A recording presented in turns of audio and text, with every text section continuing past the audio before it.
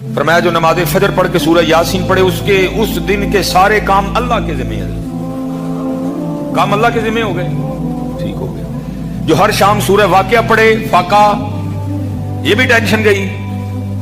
और जो सूरह मुल्क हर रात पढ़ेगा, अपना मामूल बनाएगा, हर शाम हर रात सोने से पहले सूरह मुल्क, तो हदीस पाक का मफहूम है बरोज़े क़यामत अगर कोई मामला इधर उधर हो गया, नेकियां कम पड़ गई, गुनाह ज्यादा हो गए, हुक्म जहन्नम का आ गया, तो अहादीस का मफहूम मिलता है कि सूरह मुल्क अल्लाह से झगड़ेगी।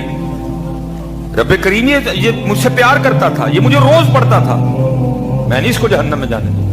तो अल्लाह पाक फरमाएंगे नेकियां कम है, गुनाह ज्यादा है, तो फिर सूरह मुल्क आगे से क्या कहेगी, अगर इसको जहन्नम में भेजना फिर मुझे कुरान पाक से निकाल दो।